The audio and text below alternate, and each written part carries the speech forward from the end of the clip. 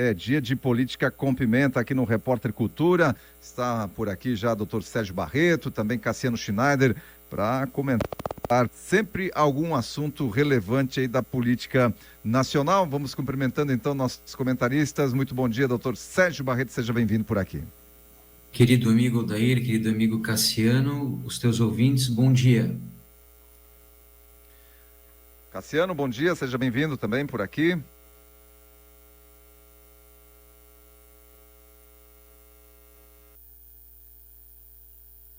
Então, muito bem, tá travado, Cassiano, só tá aparecendo a imagem dele aí, daqui a pouco ele reconecta.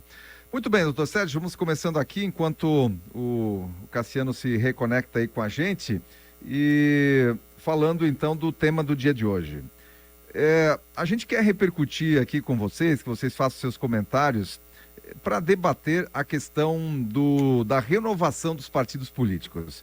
E a gente tem uma notícia aqui: a juventude do PT acusa a direção do partido de sufocar novas lideranças. A revolta ocorre porque a alta cúpula quer diminuir verba destinada a alas internas da sigla, incluindo grupo de jovens. Inclusive o pau quebrou, vamos dizer assim, dentro do próprio partido, ali nessa questão envolvendo a ala mais jovem. A tesoureira do PT, Gleide Andrade, rebateu os jovens no grupo de WhatsApp da Executiva Nacional. Ela disse que a argumentação da juventude do PT é desrespeitosa e acusou os jovens de cometerem política de queimação baixa, nojenta e imunda. Olha só o que rola aí dentro do próprio grupo, o pessoal se acusando aí de política de queimação baixa, nojenta e imunda. Isso acontece porque o partido estava reduzindo de 3% para 1% o recurso do fundo eleitoral destinado às secretarias nacionais da legenda, que representam movimentos LGBT, sindical, cultural e da juventude e da reforma agrária.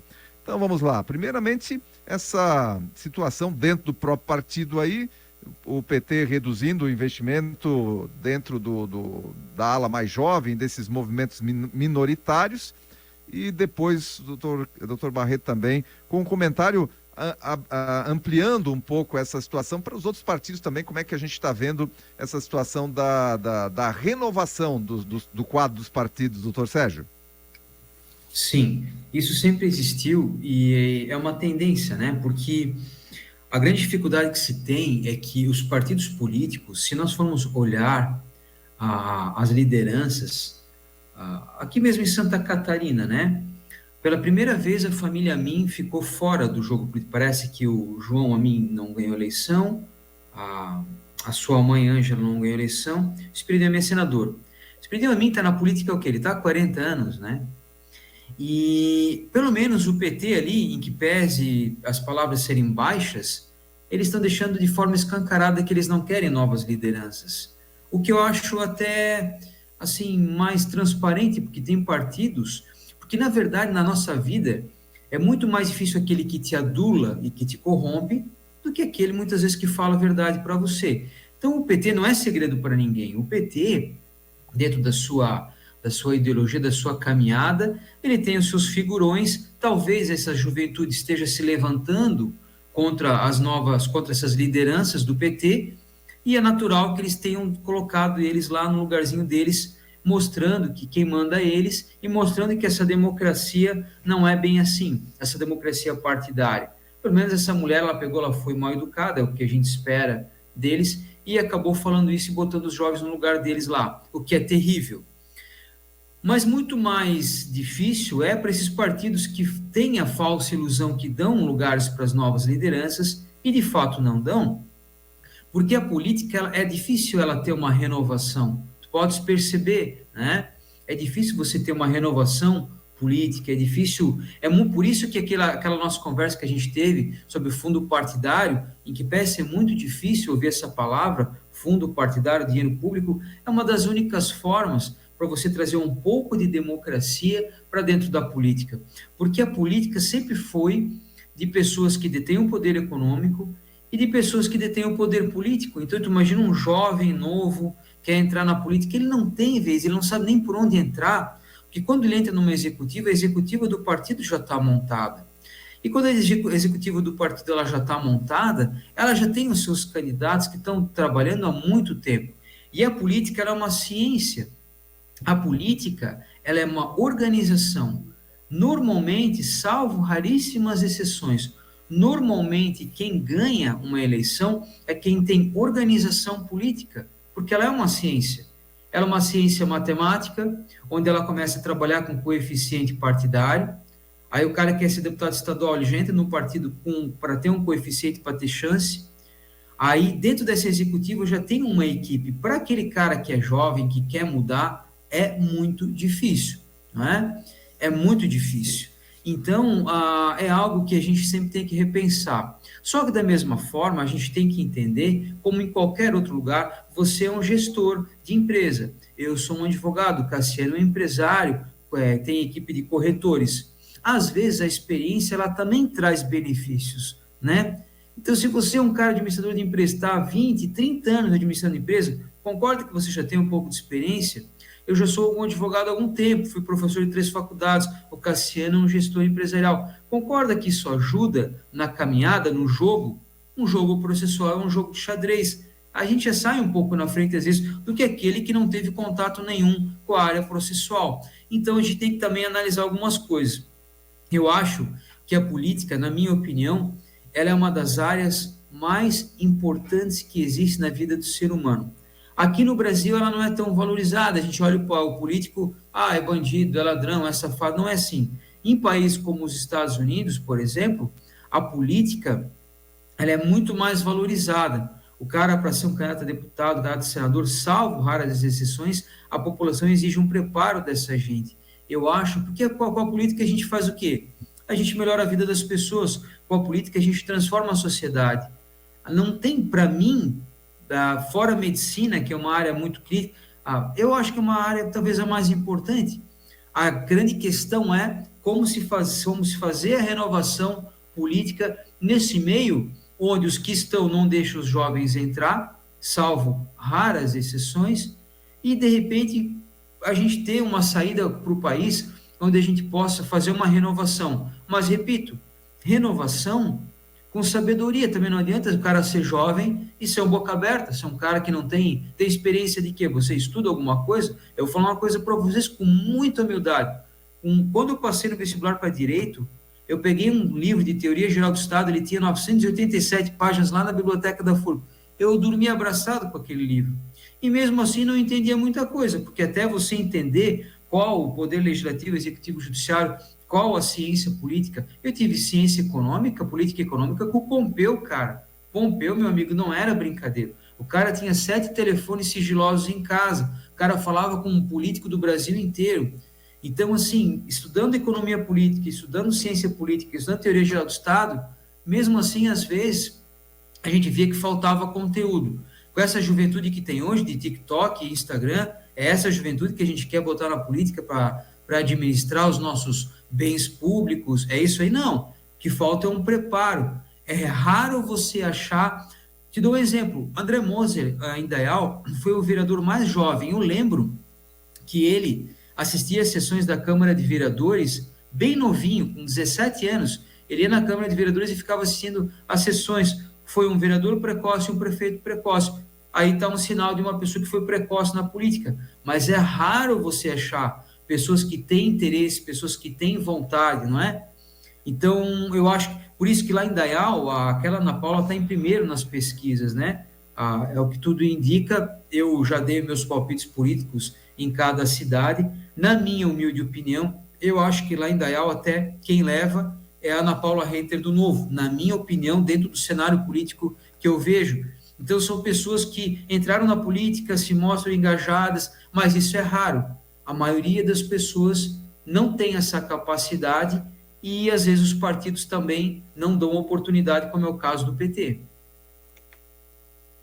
Muito bem, agora Cassiano Schneider para comentar essa situação vinda ali do PT, interna, a verba cortada, pessoal choramingando ali, né, dentro de grupos, aí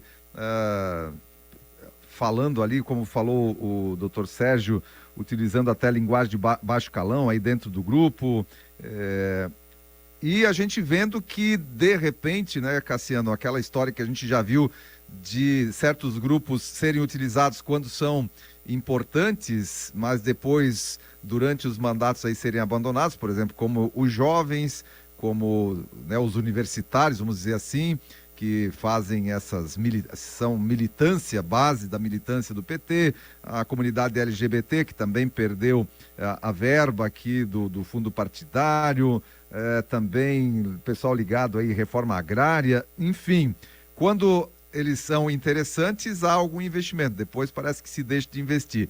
Mas, levando essa situação também específica do PT, um comentário seu sobre a questão da renovação nos partidos políticos no Brasil.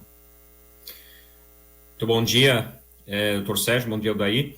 É muito interessante notar, né, é até irônico, né, que o PT, que se gaba de dizer que ele geralmente defende, né, as minorias, né, entre aspas, então é mote de campanha deles em todas as eleições, né, que nós defendemos as minorias, nós defendemos o movimento LGBT, nós defendemos os sindicatos, nós defendemos aqueles que lutam, entre aspas, por reforma agrária, né, entre parênteses, MST, né, nós defendemos esses grupos que são aí intitulados como minoria, mas dentro do próprio partido eles modificaram totalmente a destinação de recursos, né, reduziram para 1% os recursos do fundo ali partidário que seria destinado então para as minorias que eles dizem defender, né, então quando é para dizer externamente para o público, né, para o eleitor, que eles são o único partido que defende as minorias, eles são muito bons nisso, em dizer isso, né, em se gabar disso. Agora, quando se trata de fazer isso, né, de fazer aquilo que eles defendem dentro do próprio partido, eles fazem o contrário, eles reduzem as verbas para os movimentos aí representados pelas minorias. Então, isso é mais um exemplo do que é, de fato, o PT, né, a nível geral aí no Brasil. Bem, em relação à renovação, eu acredito que há um movimento de renovação constante no Brasil. Se nós pegarmos a nível municipal, estadual, eu acho que a gente pode dizer sim que houve renovações, né? Tanto na parte legislativa como também nos cargos de prefeito, em toda a região, nós podemos afirmar isso sem sombra de dúvidas, né? Aqui no estado, nós tivemos aí por muito tempo as forças ligadas ao PP e ao MDB, né? Sempre intercalando entre si ali os poderes ali sobre a política estadual, e aí de repente 2018, né, através de um movimento nacional expressivo, né, um movimento ideológico novo que surgiu aí no Brasil, Santa Catarina passa a ter um governador outsider, né, que a gente chama, que é de um partido que não era nem da ala do MDB ou do seu grupo partidário e nem do PP, né, e passou a ter aí então o partido PSL, né, que era o Partido Social Liberal, representado pelo então candidato Jair Bolsonaro.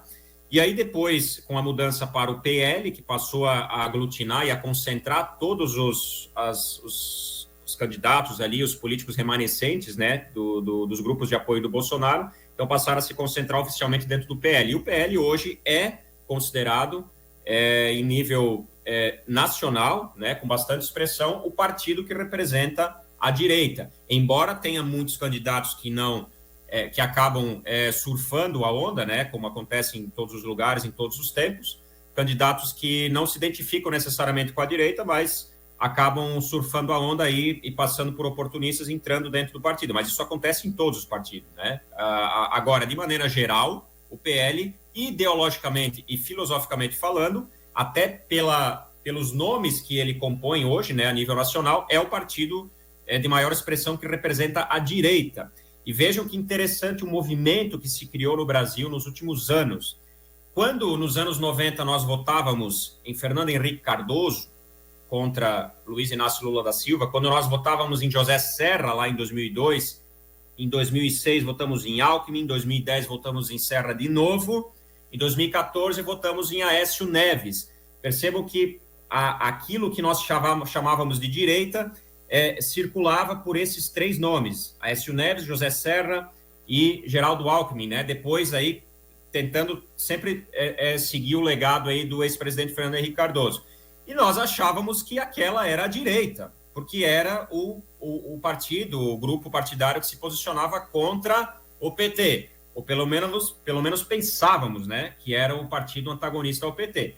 Até que em 2018, até antes disso, começou a surgir uma onda de revolta, uma onda de indignação em relação a todos os excessos que o PT vinha cometendo no país, no governo, e aí nós descobrimos, de fato, o que é a direita.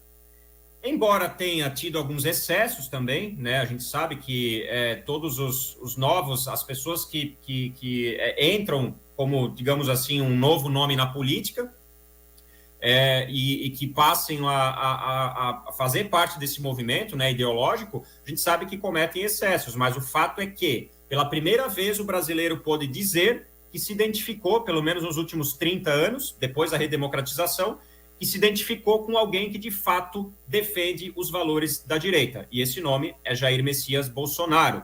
Então, quando surgiu esse movimento a nível brasileiro, isso também acabou se espalhando para os estados e para os municípios. Prova disso é que, nas cidades agora, o PL é um candidatíssimo a fazer um dos maiores números de prefeituras da história, né, junto, logicamente, aí com alguns outros partidos aliados também, que também defendem esse espectro mais da direita ou do centro-direita, né? Então, isso é uma mudança total, pessoal. Ao meu ver, assim, se nós pegarmos o Brasil de 10 anos atrás, nós jamais imaginaríamos, em 2014, vamos pegar junho de 2014, né, o ano em que a Dilma estava aí fazendo a sua campanha, a Dilma e o PT estavam fazendo a sua campanha que custou R$1 bilhão, né? Totalmente questionável, né, na época, e obviamente utilizando a máquina e o abuso de poder ganhou aquela eleição que nós não sabemos nem como, né? Mas 10 anos atrás nós jamais imaginávamos que estaríamos vendo o movimento político e eleitoral que está acontecendo no Brasil hoje. Foi um redescobrimento da direita, dos valores, né, daquilo que nós acreditamos que são os valores da direita, que é a defesa da vida, em primeiro lugar, a defesa das liberdades individuais, da liberdade de expressão, né? A defesa à posse e ao porte de armas responsável, e a defesa, ou melhor, a defesa da vida, né? Ou seja, um combate frontal ao aborto, né? E uma série de outras ideias, né, que os partidos e as pessoas de direita, como eu me identifico como uma pessoa de direita, defende, né? A própria família, né? A defesa da família e a defesa da religião como base moral do crescimento da família e do crescimento da sociedade. Então, esses valores foram, aos poucos, sendo externados e sendo profundamente arraigados, né? Nesses políticos que passaram a defender as ideias de direita. E isso acendeu uma luz para a população dizer o seguinte: opa, agora nós temos um novo movimento, nós temos alguém que nós podemos acreditar. Por mais que muitas pessoas que estejam nesse movimento possam cometer excessos, falhas, mas de todas as formas, na balança, fazendo montando a balança num equilíbrio, essas pessoas elas mostram que, de fato, elas são comprometidas com o interesse público. Então, esse movimento, por trás de todas essas renovações nos municípios e nos estados, ele se pautou principalmente a nível nacional. A nível nacional, principalmente depois do excesso, da sucessão de revoltas, né, de indignações que foram ocasionadas aí no público, na sociedade brasileira, e pautadas principalmente pelas manifestações, né, que aconteceram desde lá de 2013, a nível nacional. Então, o Brasil viveu, de fato, algo que era inimaginável há 10 ou 15 anos atrás. Nós jamais imaginávamos que aconteceria isso. E um dos motivos, uma das razões também para essa mudança política e mudança de comportamento, né, de pensamento dos eleitores em relação também a em quem votar, se deu também, obviamente, teve como panorama a Operação Lava Jato, né, que foi crucial aí para revelar toda a podridão que existia nos partidos aí que dominavam o sistema até então. PT, MDB, PSDB, então PSD, Democrata, todos esses partidos que se uniam em torno de um projeto de poder que não tinha nenhum interesse em ajudar a população e tinha interesse somente em encher os próprios bolsos. Tudo bem, doutor Sérgio. eu quero agora um comentário seu, de repente, algum contraponto ao que o Cassiano Sim. falou, mas também pegando um gancho aí do que o Cassiano falou, vamos pegar Timbó. Timbó, a gente teve o prefeito Jorge Krieger, que foi uma revelação aí também, jovem, né, na política. A gente pega aqui na nossa região o prefeito Arão Josino, que também entrou jovem na política, mas...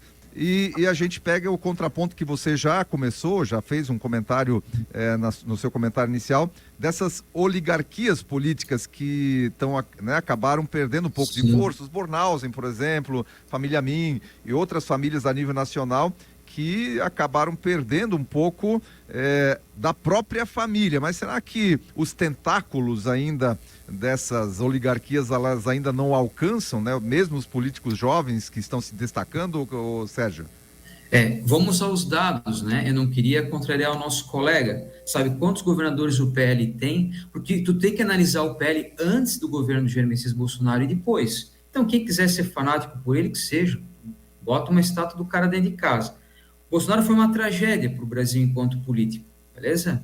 Se ele defende ou não a direita, esse discurso dele, ele foi uma tragédia como político. Nos centros políticos de quem entende de política, os caras bons, os caras que se aprofundam, ele foi uma tragédia. Por quê? Porque uma república se faz instituições. Qualquer pessoa sabe, numa empresa, eu vou chegar lá na tua empresa, tá? Eu lá na papelão do tu é gerente, aí eu vou começar a tacar o pau em todo mundo, eu vou transformar no inferno. Aí o Cassiano é um investidor. Sabe o que ele vai fazer? Ele vai pegar o dinheirinho dele e vai, vazar. Então, quando ele ataca Ministério Público, quando ele ataca Poder Judiciário, só falava besteira, não trabalhava. Podem falar o que quiser. Sérgio Barreto dá a opinião dele, eu respeito muito. Bolsonaro é a ignorância e a incompetência como pessoa e como político ali. Como pessoa, a vida dele pessoal não tem nada a ver, ele faz o que ele quiser. Só para vocês terem ver como esses dados estão equivocados, nós temos 27 unidades da federação no Brasil. Sabe qual é os dois partidos que mais têm governador? Não é o PT e a União Brasil. Sabia disso? Tem 4 cada um. O PL está em antepenúltimo. Onde é que está a renovação do PL? O PL tem 2 governadores. O PT tem 4, União Brasil tem 4, o MDB tem 3, PSB tem 3, PSDB tem 3, PP tem 2, PSD tem 3, Republicanos tem 2, PL tem 2, o Novo tem 1, Solidariedade tem 1, 27. Então, onde é que está a renovação? Renovação nada. O PL vai ser uma desgraça nas eleições municipais. Vocês querem apostar? Então, grava, hoje é dia 25 de junho, 8 e 11. Grava o programa, passou a eleição, chama. Vê quantos prefeitos foram presos. O PL não vai fazer Indaial, o PL não vai fazer Timbó, e o PL talvez não faça Blumenau. Vamos lá? Daí depois tu grava o programa, a gente conversa. As pessoas acordaram desse pesadelo, as pessoas querem a direita, mas não falam. O que essas pessoas da direita não entendem, elas não entenderam ainda, elas não entenderam, elas têm que lutar pela direita. Esquece o nome Bolsonaro, cara. Ele tem uma rejeição enorme, esse cara tem uma rejeição enorme nas pessoas, entende? Então, vamos lutar pela direita? Vamos. Esqueçam o nome Bolsonaro, porque enquanto as pessoas ficarem batendo nessa tecla, elas têm uma legião de pessoas que falam o seguinte, onde Bolsonaro estiver, eu estou do outro lado, porque meu parente morreu de Covid, porque ele é um radical, porque ele dividiu as famílias, porque ele atacou as instituições, ele não é um republicano. Eu estava numa reunião, não era de gente... estava Ronaldo Caiado, cara. Família Bornhausen estava lá. Aquela mesa tinha os maiores políticos de Santa Catarina. Ninguém, cara, todo mundo assim, ele vai ter o apoio. Ele não tem mais nem direito político, cara. Nós 3 aqui temos direitos políticos, o cara não tem direito político, o que eu vou defender o cara? Aí eu acho que ele vai ser um grande cabo eleitoral. Para quem? Para as pessoas que já sabem o que vão fazer. Tem aqueles doentes que são fanáticos, elas vão pegar, ele vai apoiar, essas pessoas vão ter o poder e vão colocar ele bem no lugar dele. Ninguém percebeu isso ainda? Então falam de renovação, o PL está em antepenúltimo, entende? E dizem que vai se fazer grandes prefeituras. Vamos esperar, não vai fazer Indaial com a prefeitura na mão, tá? Na minha humilde opinião, quem sou eu? Sou um cara que analisa a política dentro daquilo que eu acho. Ana Paula Reiter tá o momento dela lá, beleza? Ela é do Novo, tá? Aqui em Timbó não sei o que vai acontecer, não é segredo para ninguém que eu tenho uma amizade com o Douglas Marchetti, não é segredo. E não é segredo que eu tenho um relativo apoio a ele, pela amizade que a gente tem, e na minha humilde opinião, aí a gente vai ficar falando quem é mais preparado, nem vou entrar nesse mérito. Cada um tem o seu candidato, mas não é segredo para ninguém. Aqui, doa quem doer, Sérgio, podem me odiar. Quem é que botou Eu fui o primeiro a criticar o Laércio aqui no teu programa, e falei que ele está acabado na vida política. No outro dia, tiraram ele do partido, tu lembra disso? E tu falou que eu cantei a pedra. Então, se alguém acha que eu defendo do Laércio, ao contrário, não defendo o Laércio. E, politicamente, ele é a pessoa mais equivocada que existe em toda a nossa região. A pessoa que mais errou politicamente. Tá? Douglas Marchetti não fala com ele já há 2 anos, não tem relação nenhuma. Tá? Douglas Marchetti segue o caminho dele. É muito longe, inclusive, do Laércio. Agora, digo o seguinte, quem é que botou o Laércio na prefeitura? Alguém aqui é ingênuo para dizer? Quem é que botou o Laércio na prefeitura? Quem é que botou o Jorge na prefeitura? Eu estava na sala, pô, querem o quê? Querem saber mais que quem estava junto na sala lá? Quando o pai do rapaz entrou lá? Quem botou o Jorge na prefeitura foi o Douglas. Eu estou errado ou não? Estou falando alguma mentira aqui? Não. Ou estou mentindo? Quem é que botou o Jorge lá? Aí o cara entra na prefeitura, é prefeito empreendedor, prefeito Sebrae, tem uma secretária de administração chamada Pileca, que é um gênio na administração, tá? Uma vez eu encontrei um cara que tem doutorado em Direito. Pô, sabe quem tem a chave da prefeitura ou não? Uma tal de Pileca, tu já ouviu falar? Lá em Florianópolis, no Majestic. Conheço, a cara secretária da Fazenda há 20 anos, do Valdir Ladolf era secretária da Fazenda, salvo engano. Tá? Então é cheio de prefeito e título, Jorge não tem rejeição, é um cara que não ataca ninguém, é um cara que não fala mal de ninguém, é um cara que tem boa aparência, reeleito prefeito. Se tivesse outros candidatos mais fortes, não sei qual seria o resultado, mas foi reeleito prefeito. Quer ser deputado, esqueceu todo o grupo político que apoiou ele, colocou ele lá dentro, inclusive Douglas Marchetti, que quem botou ele lá dentro foi o grupo, na época do Laércio, que ele entrou de paraquedas lá? Não, ele era um vereador. Quem ajudou o Jorge a se eleger foi o grupo do Laércio, inclusive Douglas Marchetti, tá? Sempre entre os mais votados, sempre uma liderança. Desceu o prefeito de Chapecó lá aqui para vir no evento do Douglas, 1.200, 1.300 pessoas, ele nem se esforçou para trazer, sempre foi uma liderança política. Tá? Napoleão Bernardes estava no evento do Douglas agora aqui, tá? Então quem é que botou o Jorge lá? Quem é que botou? Ele saiu, ele foi sozinho lá? Não. Aí o que ele faz? Ele esquece o grupo político todo que colocou ele lá e segue o caminho dele. Parabéns, então vamos esperar as eleições, vamos ver o que vai acontecer. Ou a gente fala a verdade ou a gente fica dormindo. A gente tem que falar a verdade no programa. Agora tem Douglas, tem o Flávio Bussi e tem o quê? Tem o Tuti, que é uma pessoa muito querida, por sinal. Né? É uma pessoa muito querida, mas ao meu ver, eu já tenho na minha cabeça quem vai ganhar essa eleição. Então, a gente vai ter que respeitar a democracia republicana do país. Com relação à renovação em Timbó, na minha opinião, a gente sempre teve bons candidatos, mas a história política, a gente tem que entender ela. Quem participou dos bastidores sabe tudo o que aconteceu, desde a época de Valdir Ladolf até aqui, tudo o que aconteceu dentro da história política de Timbó. Né? Então, eu acho que a gente vai ter que esperar as eleições, mas com muita humildade. E aqui é uma opinião, você tem uma pessoa que pensa diversamente e tem uma pessoa inteligentíssima como o Cassiano que pensa de forma diversa da gente. Na minha humilde opinião, o PL com muita humildade. Se tivesse outros candidatos, e te digo mais, digo uma liderança do MDB como o Cassiano. O Cassiano é uma liderança. Cara. O Cassiano em Timbó é um cara que tem que ser ouvido, tá? É um cara que tem que ser ouvido. O MDB, na minha humilde opinião, foi o partido que mais lutou pela democracia do Brasil. Ulisses Guimarães deve estar se revirando lá no túmulo, deve estar, quando ele vê o MDB, às vezes coligado com pessoas que atacaram as instituições, mas isso é uma opinião pessoal e a gente respeita a todos, tá? Eu não sei quem vai ser prefeito em Timbó, a única coisa que eu sei é que aqui a gente está bem representado, independentemente de quem seja. Cassiano, então, para os seus comentários finais a respeito desse assunto e de renovação política de maneira geral. Se quiser também contrapor alguma situação aí falada aí pelo Sérgio Barreto, fique à vontade. Bom, acho que a gente tem que sempre partir da realidade, né? E a realidade é que o movimento da direita, né, ocorrido no Brasil, que eu comentei há pouco, e nós podemos sim dizer que é um movimento liderado, né, e com base profunda na pessoa e na figura de Jair Bolsonaro, que foi o representante desse movimento, é um movimento totalmente sem volta. É um movimento que veio para ficar e é um movimento que continua crescendo. E prova disso é que mesmo o Jair Bolsonaro estando inabilitado politicamente, né, mesmo que ele esteja impedido nesse momento de concorrer à presidência, a esposa dele, a Michelle Bolsonaro, por exemplo, ela hoje figura com empate técnico contra o atual presidente Lula. E olha que o Lula é presidente, tem a máquina, né? E é uma figura que talvez seja a figura mais conhecida em todos os rincões aí do Brasil. E a esposa dele, Michelle Bolsonaro, esposa de Jair Bolsonaro, a Michelle, ela figura hoje nas pesquisas aí mais confiáveis que têm sido feitas, empatado tecnicamente com o atual presidente.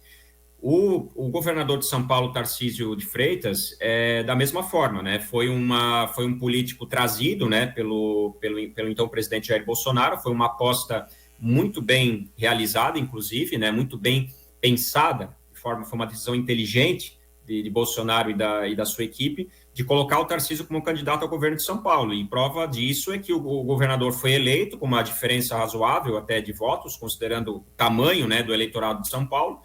E ele, inclusive, fala muito do nome de Jair Bolsonaro agora e toma atitudes, inclusive, parecidas, né, com o que o então presidente adotou, principalmente na questão da segurança pública, né, que tem combatido aí o crime organizado de forma incansável, ele e o secretário Guilherme Derrite.